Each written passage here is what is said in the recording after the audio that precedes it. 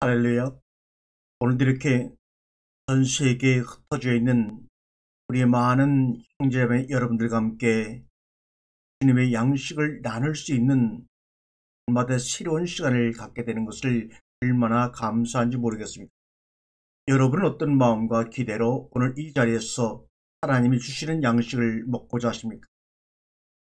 오늘 여러분들과 함께 그런 기대 속에서 기다려주셨던 여러분들에게 함께 나눌 말씀의 양식은 나는 누구인가?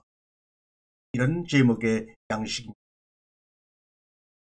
우리가 고대 그리스 아테네 비극 시인을 이라고 얘기한다면 세 분을 듣습니다. 소포크레스, 아이스킬로스, 에우리피데스, 이 세 사람을 고대 아테네에서 많은 사람의 심금을 울리고 인간의 운명에 대한 것을 생각하도록 만든 서사시를 쓴 3대 시인입니다. 그 중에서도 우리에게 조금 그래도 익숙한 사람은 소포크레스입니다. 이 소포크레스는 오이디푸스 왕이라는 그런 제목의 서사시로 우리에게 많이 다가왔던 그런 시인입니다. 이 소포크레스는 BC 490년에서 400년 초까지 살았던 인물입니다. 우리 성경의 역사에 비추어 말한다면 바벨론 포로기에서 귀환한 후 예수 그리스도가 땅에 태어나실 때까지의 중간기, 말라기 이후에 예수님이 태어나실 때까지의 한 400년경, 우리 성경에서는 중간기라고 합니다. 그 중간기 과정에서 태어나 활동을 했던 대표적인 비극 시인입니다.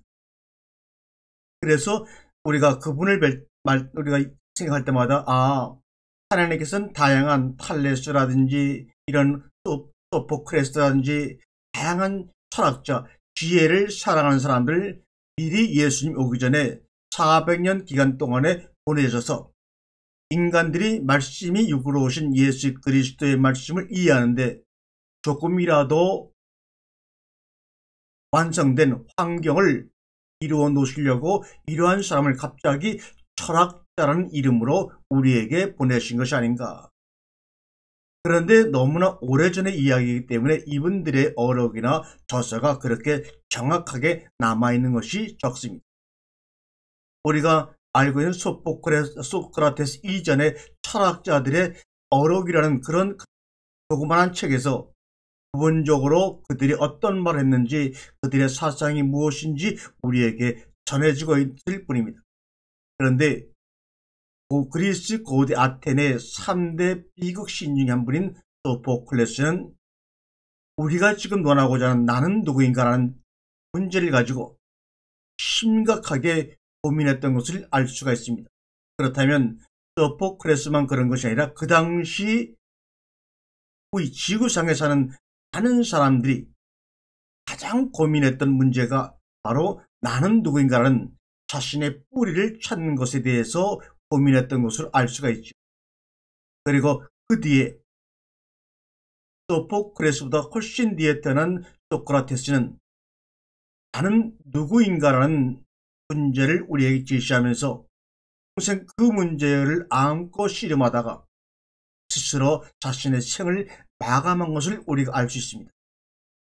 그러한 소포크레스가 우리에게 뭐라고 이야기를 하고 있느냐 하면 나는 누구인가라는 제목으로 오늘 양식을 나눌 저와 여러분의 이런 도전의 글을 남겼습니다. 나는 누구인가라는 질문 앞에서 당신들은 얼마나 버틸 수가 있습니까? 라고 질문합니다.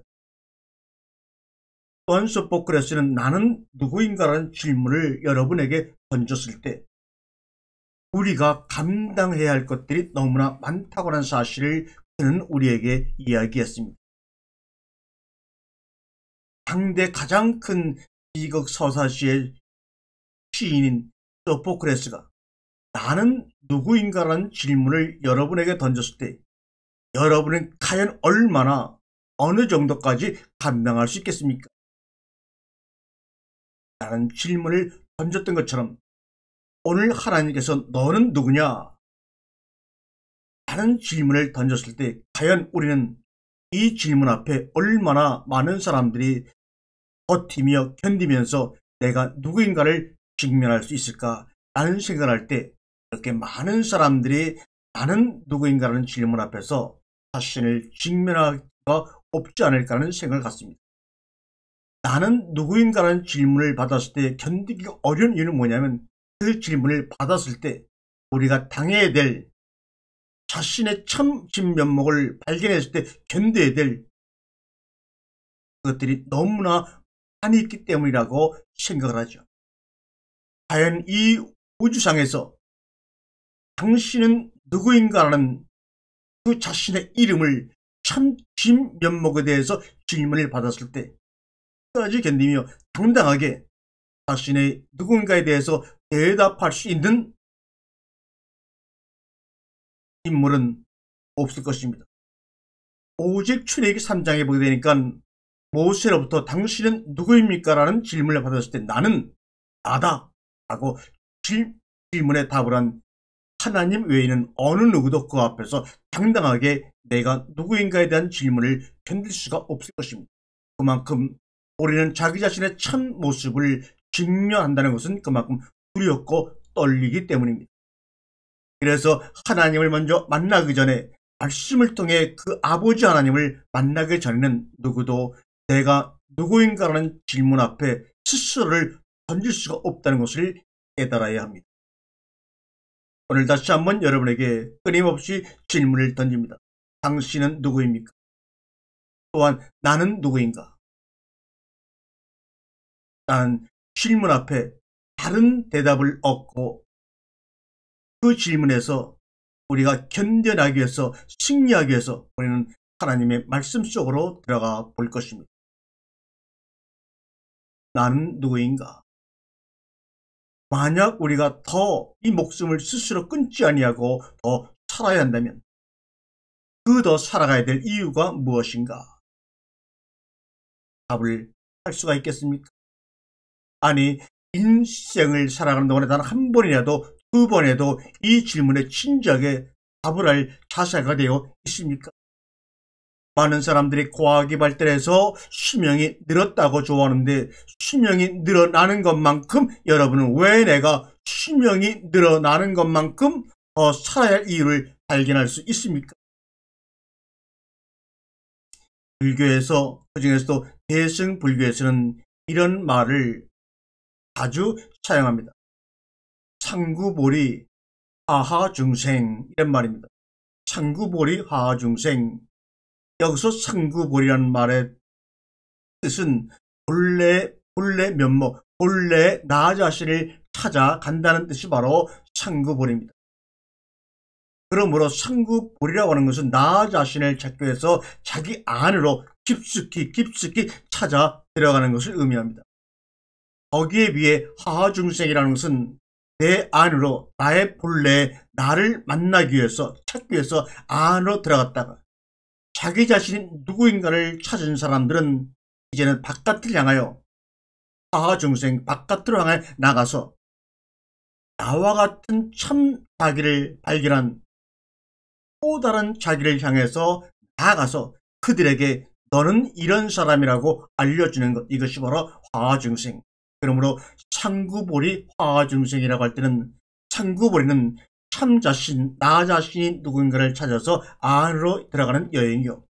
하하중생은 찾은 나 자신을 그들에게 알려줘서 하나가 되기 위해 바깥을 향하여 나가는 여행을 하하중생이라고 대승불교에서는 이야기를 합니다.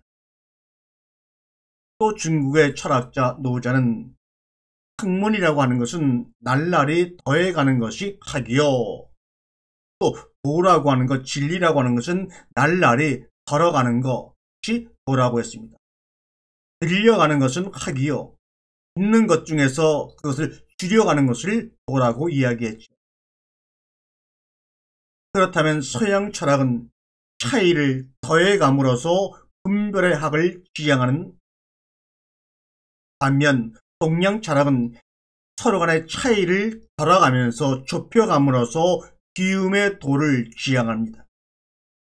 이렇게 서양 철학과 동양 철학은 차이가 극명합니다. 그래서 차이를 더해감으로 말미암아 서로를 더욱더 분별하고 차이가 나게 학을 지향함으로 말미암아 서양 철학은 이원적 분별로서 개인에 이르고도 계속해서 끊임없이 분별이 계속되면 결국은 자기 분열이 일어납니다. 이 자기 분열의 결과가 바로 우울증으로, 공황증으로, 조울증으로, 포비아라고 하는 공포증으로, 또는 조울증으로, 또는 과거의 스키즈프레니아, 정신분열증이라 했던 조환증으로 나타나기도 합니다. 그렇다면 유럽에서 들어온 그 기독교의 기본 바탕에는 이러한 바로 서양 철학의 기초로 깔려서 그것을 바탕으로 성경을 해석을 많이 하였기 때문에 이것을 받아들인 동양의 우리들도 동양 철학에 알게 모르게 무의식 가운데 깔려있던 우리들은 이 서양 철학을 받아들이면서 당스럽기도 할 텐데 거기에 대한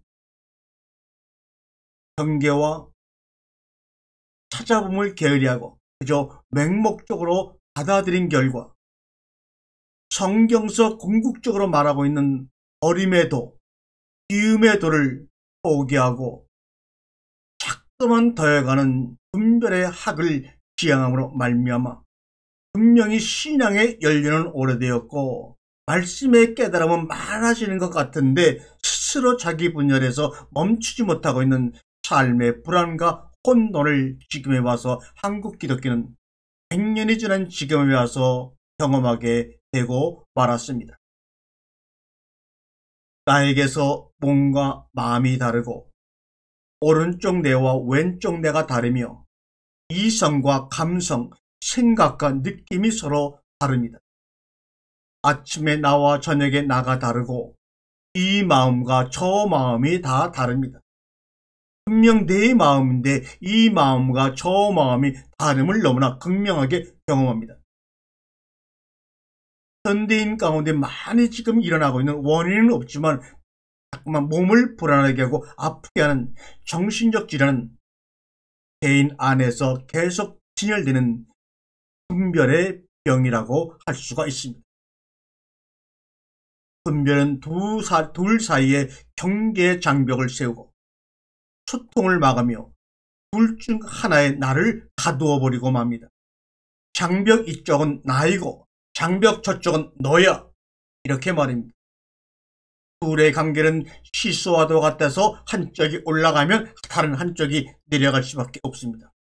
내가 이기면 내가 지고 내가 얻으면 내가 잃는다고 하는 잃어버릴 수밖에 없는 이런 게임의 경쟁 속에 빠져 있습니다. 마음에는 비교와 경쟁 의식만 남겨지고 몸은 긴장과 스트레스에 지치고 맙니다. 불안과 우울과 고독은 경쟁 사회에 우리 모든 사람들이 앓고 있는 중병입니다. 내가 나인 것은 나 아닌 너가 있기 때문이다 라는 출애굽기 3장 13절의 이 말씀 나는 나야 라고 하는 이 주님의 말씀은 나는 하나님은 나는 나의 상대인 너가 있음을 암시하는 말입니다. 그러므로 내가 나인 것은 바로 나 아닌 너가 있기 때문이라고 하는 그 말씀을 하고 있는 것입니다. 다시 말하면 너와 나는 하나다. 그러므로 나는 누구인가라는 이 무거운 거대한 질문의 풍 앞에서 우리가 온전히 견뎌내고 이기려고 하면 나는 나야라고 하신 나의 상대는 바로 너라고 하신 이 주님의 암시와 말씀 가운데 우리가 부딪혀서 하나님을 만나야만 내가 누구인지 우리는 알 수가 있게 되는 것입니다. 나는 나야로 가신 그 하나님 아버지가 나의 방패막이가 되어서 나의 보호자가 되어서 나는 누구인가라는 거대한 질문 앞에 우리가 쓰러지고 지치지 않고 참나를 직면할 수 있게 되는 것입니다. 눈에 보이는 현상 세계의 모든 것에는 그대가 되는 상대가 반드시 존재합니다. 우리는 반대와 모순의 대, 상대를 기다리는 대대의 존재들입니다. 나는 나의 상대가 있으므로 나임을 분명하게 깨닫게 됩니다. 2인칭의 당신이 있음으로 말미암아 1인칭의 내가 존재하는 것을 경험하게 됩니다. X는 X가 아닌 것, Y와 함께 함으로써만 X로 존재하고 X로 인식할 수가 있습니다. X와 Y는 서로 분별된 완전히 다른 개체가 아니라 서로 뗄 수 없는 관계로 연결된 존재, 서로의 직한 존재, 상직의 존재입니다. 삶은 죽음에 가까이 있고 죽음을 향하여 나아갑니다. 또한 죽음은 삶에 가까이 있고 삶을 향해 나아갑니다. 삶이 있기에 죽음이 있고 죽음이 있기에 삶이 있다는 건 여러분 인정하시죠? 기쁨은 슬픔에 직해 있고 즉 가까이 있고 밝음은 어둠에 직합니다. 슬픔이 없다면 기쁨도 없습니다. 어둠이 없다면 밝음도 없습니다. 그렇게 이 세상의 모든 것은 자신 아닌 자신의 상대에 직해 있음으로 말미암아 인식하고 알 수가 있습니다. 상대가 없으면 나도 없습니다. 나는 나 아닌 것을 인연으로 해서 나로 존재하게 됩니다. 그러므로 우리와 상대하는 그 상대가 얼마나 귀한 존재입니까? 나를 나로 만들어주는 그 상대를 우리는 분별하고 차별하고 현실에서는 아니 됩니다. 우리는 일상적으로 보통 나와 남을 서로 다른 별개로 개체로 여깁니다. 나는 눈앞의 사과를 나 아닌 것으로 여깁니다. 나는 눈앞에 당신을 나 아닌 것으로 여깁니다. 그런데 내 눈앞의 사과가 나 아닌 것으로 여기고 우리는 인식하고 차별화시키지만 내가 여러분이 여러분 눈앞에 있는 그 사과를 먹으면 어떻게 됩니까? 그 사과는 곧 나의 살과 뼈가 되어 내 목숨이 됩니다. 나 아닌 내 눈앞의 사과가 내가 되는 것입니다. 그 사과를 취해 먹음으로 말미암아 그렇습니다. 그렇게 내 안에는 나 아닌 것들이 나 자신인 세포보다 수십 배 많이 들어와 함께 공존하고 공감하고 공생하고 있습니다. X가 Y를 포함한다 이 말입니다. 만약 사과나무가 의식이 있다면 자신을 옆에 사과나무와 구별되고 자신 밖에 땅과 물과 햇빛과 공기와도 구별되는 것으로 의식을 했을 것입니다. 그러나 시간을 거슬러 올라가 보면 그 자리에 본래 사과는 없고 사과는 공기로부터 날아온 태양으로부터 날아온 그래서 그것에 영향을 받은 다른 씨앗이 땅에 묻혀 땅속에 물을 먹고 싹으로 자라나 햇빛을 받고 공기를 마시며 나무 A로 자라난 것입니다. 그렇게 사과나무 안에는 지구의 땅과 물과 햇빛과 공기가 포함되어 있습니다. 사과나무 안에는 물과 햇빛과 공기와 땅이 하나로 공존해서 생명을 유지해 가고 있습니다. 따라서 사과나무는 인간과 달리 고립된 자의식의 벽을 쌓지 않습니다. 그런데 인간도 땅의 흙으로 만들어져서 우주 햇빛과 물과 공기를 포함해서 함께 살아가는 존재임에도 불구하고 인간은 유독 땅과 자신을 분리시키고 물과 자신을 분리시키고 햇빛과 자신을 분리시키고 공기와 자신을 분리시키고 말미암아 분열된 삶을 살아가는 유일한 존재입니다. 사과 하나에는 지구와 우주가 담겨 있습니다. 주님이 창세기 2장에서 말씀하신 선악과라고 하는 그 지식을 아는 나무 속에는 지구와 주님이 피조하신 모든 우주가 담겨 있습니다. 내가 사과를 먹는 것은 우주를 품은 사과, 우주를 먹는 것이 되는 것입니다. 그래서 일체 존재를 절대 평등의 천으로 밝힌 동학 최지우 성수에 이어서 그의 후계자 최시영은 타인을 하늘처럼 대하라고 하는 사인 여천과 더불어 자연물을 먹을 때도 하늘이 하늘을 먹는다는 이천식천의 경건함으로 먹으라고 했습니다. 이것이 바로 동량의 기본 사상입니다. 동량을 일으킨 최지우 성생의 사인 여천 사상과 그의 후계자 최시영 성생의 이천식천의 근본 사상이 바로 우리 민족의 동학 속에 숨겨져 있는 사상입니다. 나 말고 다른 사람을 하늘처럼 여기라 사인여천.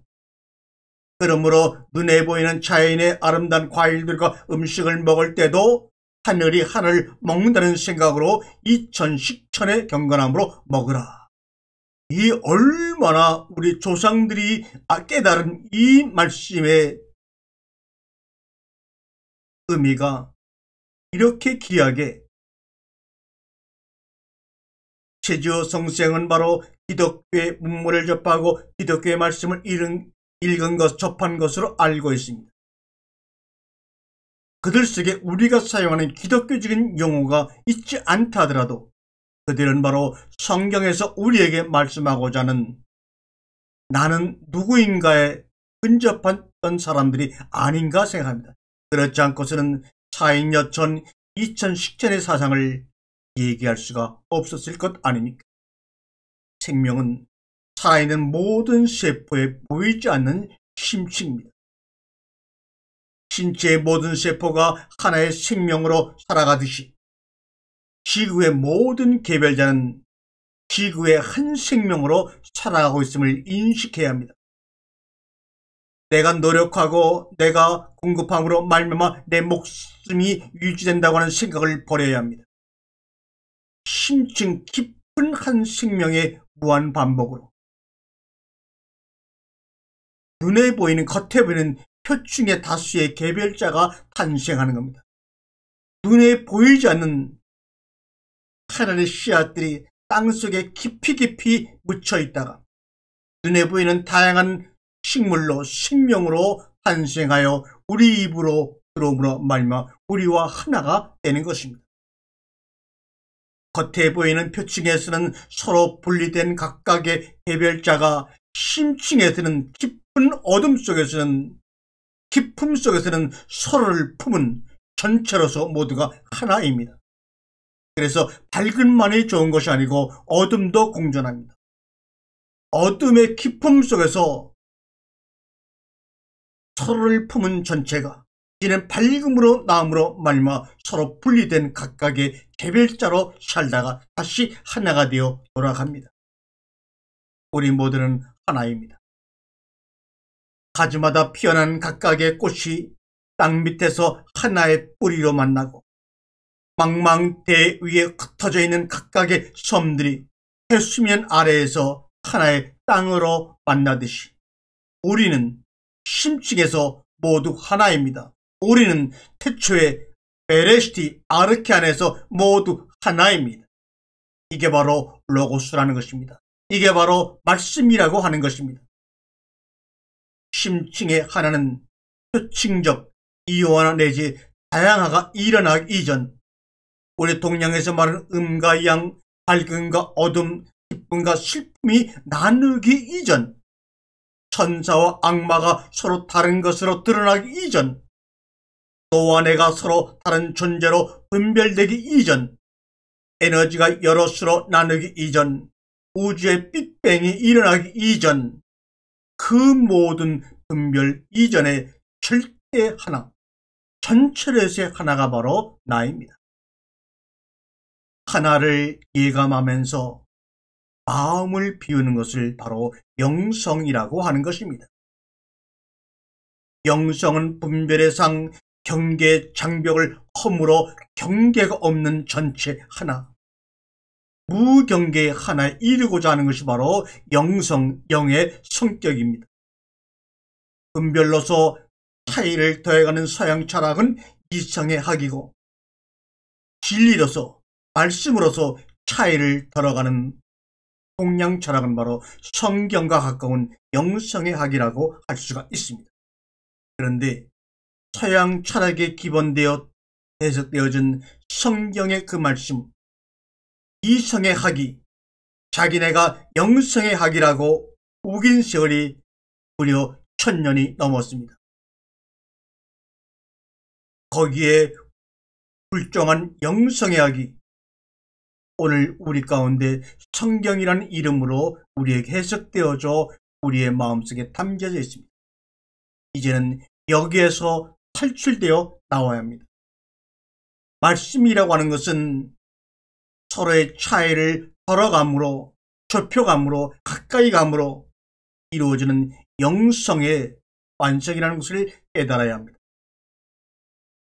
겉으로 드러난 눈에 보이는 표층에서는 우리가 우리 아닌 것으로 여기는 것도 깊음 속에 들어가게 되면 심층에서 보면 이미 우리 안에 포함되어 있는 것이고, 겉에서 보이는 표층에서 우리가 알지 못한다고 판단하는 것도 깊은 심층에서 보면 이미 우리가 알고 있는 것입니다.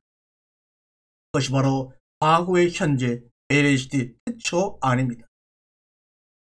우리는 자신의 심층한 마음을 망각하고 겉으로 드러나는 표층의 분별의식으로만 살아가니 아무리 주님을 이름을 불러도 말씀을 들어도 그 속에 분열이 끊임없이 일어나고 맙니다.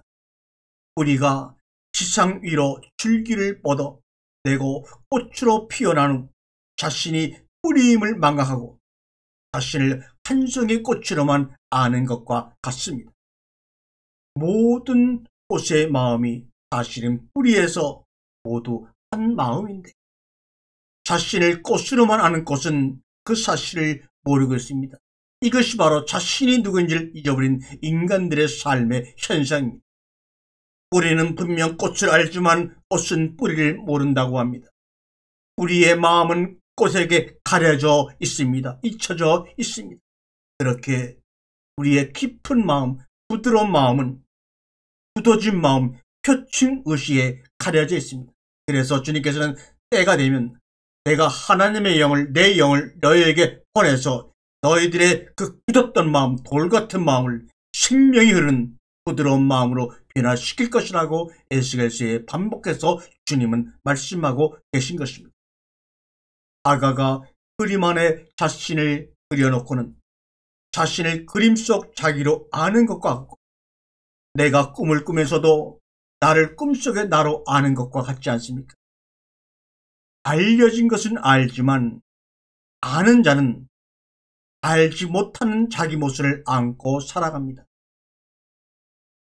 우주 만물을 모두 알되 그것을 아는, 우주 만물을 모두 알고 정보를 알고 접속을 하고 검색을 하지만 정작 그것을 하고 있는 자기 자신을 알지 못하니 그 모든 알미, 그 모든 정보가, 지식이 자신에게 무슨 위익이 되리요, 이 말입니다. 겉에만 머무르는 의식은 옷은 보되 옷 입은 사람은 보지 못하고 말은 듣되 말하는 사람은 알지 못하는 의식이 바로 표층의식, 겉으로만 보이는 것을 의식하는 마음입니다. 사람 없는 옷, 화자 없는 옷, 말이 없는 말, 얼굴 없는 가면, 영혼 없는 몸들이 유령처럼 거리를 베하며 손에 스마트폰을 쥐고서 발신자도 소신자도 알 수 없는 무수한 정보를 얻기 위해 보기 위해 세상을 떠드는 유령도시가 되고 말았어요. 거기에 함께 눈에 보이는 바이러스가 접촉하여 그 눈에 보이지 자신도 알 수 없는 영혼 없는 몸속에 들어가 함께 하나가 됨으로 말미암아 전 세계가 지금 두려움과 공포 속에 불확실한 내일을 두려워하며 지금 기다리고 있지 않습니까? 우리의 깊음의 심층의 본성인 성을 알지 못하므로 자신에 대해서도 남에 대해서도 오직 겉으로 드러난 모습인 그 겉의 창을 따라 판단하고 평가하고 단정하니 이 세상에 평화가 있을 수가 있겠습니까? 눈에 보이는 상을 따라 떠다닐 뿐 어디에도 정착하지를 못하고 있습니다. 현대인은 표층에 부유하면서 여기저기 방황하면서 바닥에 닷을 내리지 못하는 방랑자들입니다. 현대는 그래서 디지털 유목민의 시대, 방랑의 시대, 노마니즘의 시대라고 이야기를 합니다. 모두가 허공에 떠다니며 서로 부딪히고 튕기고 추락하며 상처받고 아파하며 몸부림칩니다. 현대사회에도 종교는 있습니다. 현대사회에도 불교도 있고 기독교도 있고 카톨릭도 있고 이슬람교도 있고 다양한 종교는 있습니다. 무안으로서 눈에 보이는 유안을 제압하는 종교는 있지만 유안 안에서 무안을 발견하는 영성은 사라진 지 이미 오래입니다. 절대를 주장하고 미래를 가르치는 종교는 있지만 자신을 비워 절대적 아버지를 실현하는 영성은 없습니다. 현대는 여러분도 알다시피 과학의 시대입니다. 연구 결과의 정보와 지식은 우리의 삶 속에 넘쳐나고 홍수를 이루지만 그러한 정보와 지식을 아는 자신에 대한 알문 빠져 있는 것이 문제입니다. 가지에 꽃이 피는 것이 뿌리가 살아있기 때문이듯이 우리가 현상세계를 아는 것은 심층 마음이 아는 자로서 활동하기 때문입니다. 심층을 망각하고 세상을 보면 존재하는 것은 모두 겉에 보이는 개별자이고 서로가 달리 분리된 존재들밖에 알 수가 없습니다. 그러나 겉으로 보이는 것을 보기 이전, 분별 이전의 공통 기반은 그래서 모두 사라지고 각각의 개별자들은 허공에 부유하며 오직 자신만을 위한 삶을 도모하다가 망해가고 마는 것입니다. 동학의 최재훈은 서양 사상의 근본 문제를 우리 모두가 하나의 근원이라는 동기일체를 망각하고 오로지 자기 자신만을 위하는 각자 유심이라는 것으로 진단했습니다. 정말로 정확한 진단을 했습니다. 각자 유심은 개별자로서의 자신을 우주의 중심에 놓고 자기 이익만을 생각하고 개선하는 이기적인 마음입니다. 오직 자기 자신만을 위하는 각자 유심의 마음으로 타인을 대하면 타인은 나의 이익을 위한 수단이 되고 나는 상대를 비교와 경쟁의 대상으로만 여기게 되는 것 아닙니까? 인간을 이기적 욕망 주체로 간주한 서양의 근대 철학자 홉스는 인간의 관계를 뭐라고 했는지 아십니까? 만인에 대한 투쟁으로 규정했고 우리가 잘 아는 칸트는 인류 발전의 원동력이 서로 대립하여 겨루는 경쟁과 투쟁의 정신임을 간파하고 그러한 성향을 반사회적 사회성이라고 이야기했습니다. 우리는 오늘의 나를 어제의 나와 비교하는 것이 아니라 끊임없이 남과 비교하며 살아갑니다. 경쟁에서 살아남기 위해서입니다. 경쟁과 투쟁으로 다진 사회는 결국 승자 독식의 사회가 되는 것 아닙니까? 지금 거기에 우리가 당해서 치여서 고통과 고난 속에 살아가고 있지 않습니까? 있는 자와 없는 자, 많이 배운 자, 배우지 못한 자, 많은 인맥을 쌓은 자, 인맥이 없는 자, 이 지역 사람과 저 지역 사람, 강남 지역과 강북 지역, 이렇게 말입니다. 자식이 착한 마음으로 이웃과 함께 하며 납게 처하기보다는 좋은 머리로 높은 자리에 올라가 재력과 권력을 누리기 원하는 것이 모든 부모들의 마음 아닙니까? 기본부터 잘못되게 자식들을 가리키고 있습니다. 하늘을 날아오려는 강남 8학군의 사교 현장은 총 대신 펜으로 싸우는 일종의 전쟁터가 아닌지요. 승자든 패자든 모두 전쟁의 상처를 안고 성장해서 세상을 살아가게 만들어주고 있는 이 땅의 세상 모습들. 승자는 평생 오만의 병을 앓고 살아가고 패자는 결국 열등감에 시달리며 세상을 살아가다 생을 마감합니다. 사람들은 경쟁과 투쟁에서 살아남기 위해 스스로 머리와 가슴을 분리해버리고 맙니다. 그래야 성공할 수 있기 때문입니다. 머리가 성공지향적, 목표지향적 사고로 굳어지면 현재는 오로지 미래의 목표를 달성하기 위한 수단으로 나에게 존재할 뿐입니다. 그러니 현재가 슬프지요. 그러니 현재가 힘들지요. 현재의 행복을 찾을 수가 없지요.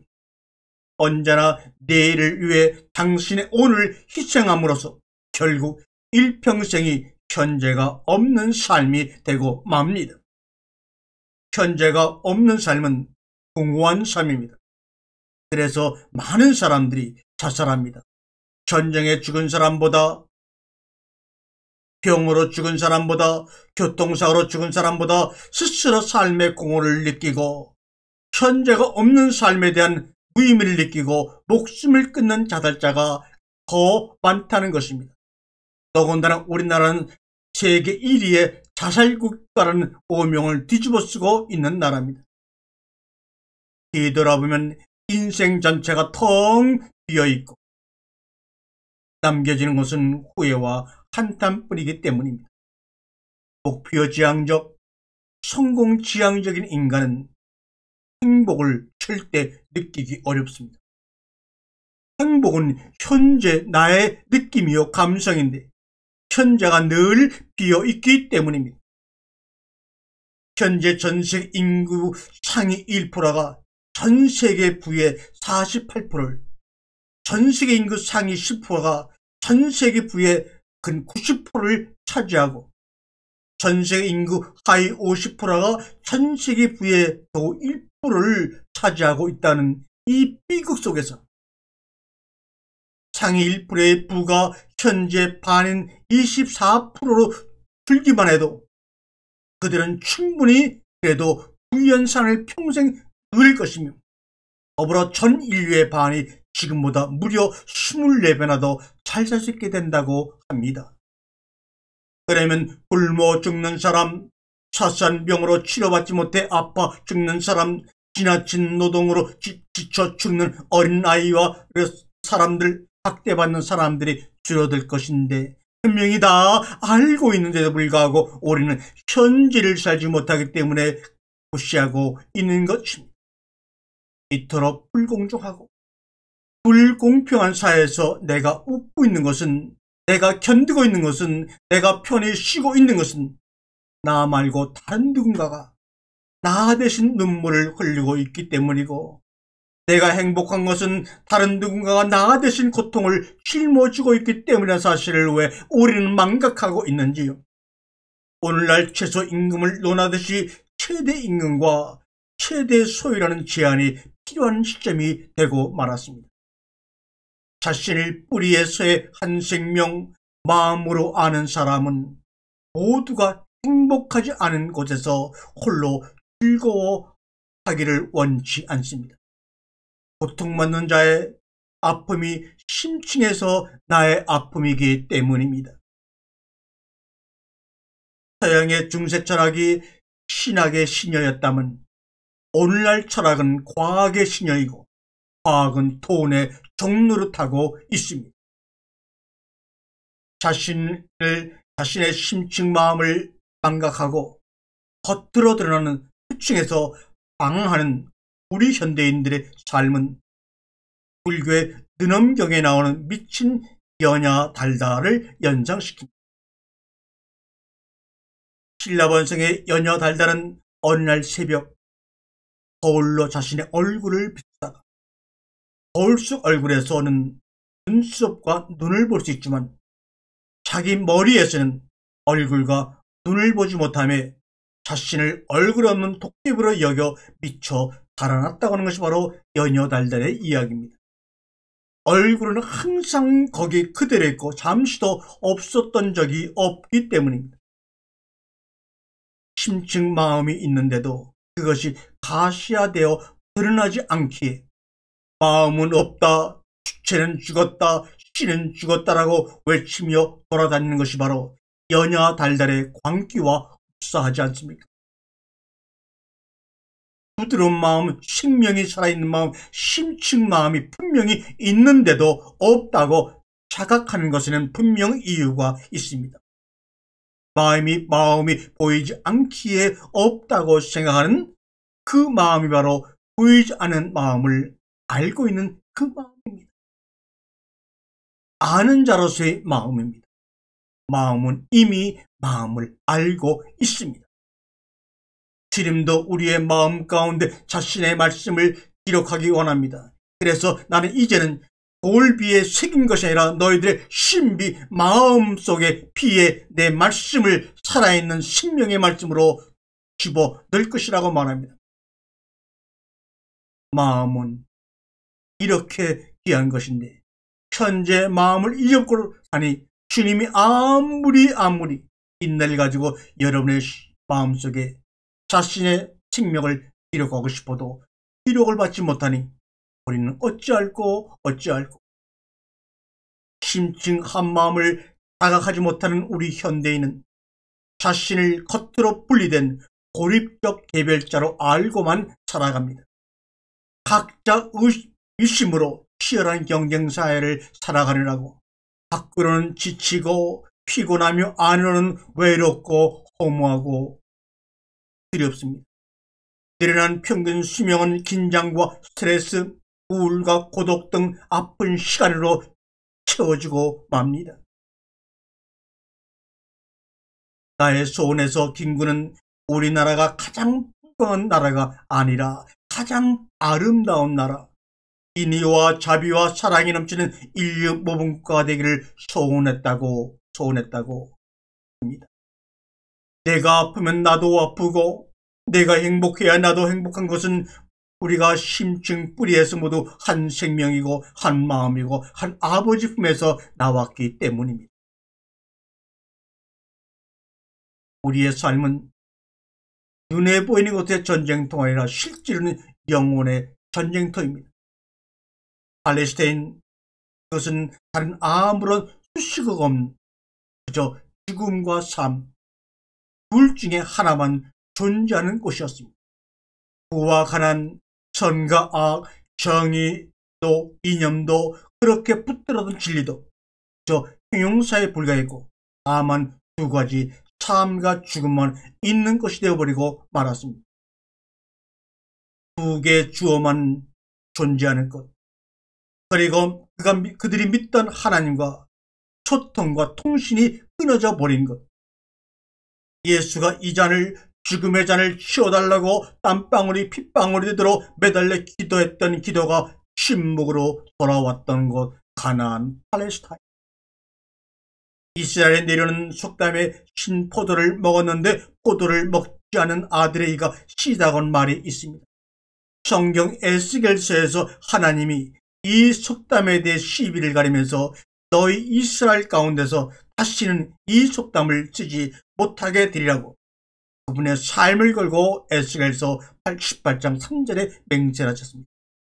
아들의 죄로 아들이 죄의 대가를 받지 않는다는 말입니다.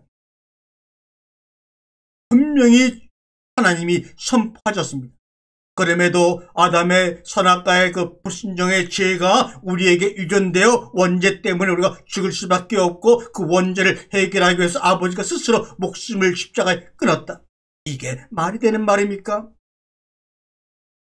너희가 이스라엘 가운데서 다시는 아버지가 먹은 신포도 때문에 아들의 이가 신이라는 이 말을 내가 없어지게 하겠다고 자신의 삶, 하나님이 자신의 삶을 두고 맹세했습니다. 아버지의 죄로 아들이 죄의 대가를 받지 않는다.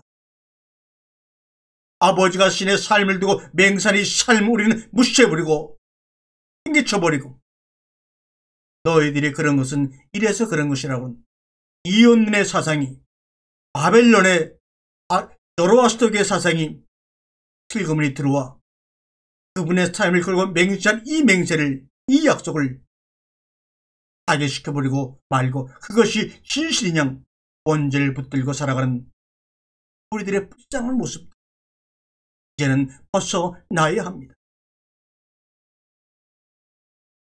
인공위성을 타고 우주에서 본 지구가 아름다운 사파이 보석처럼 푸르게 빛나는 이유가 있습니다.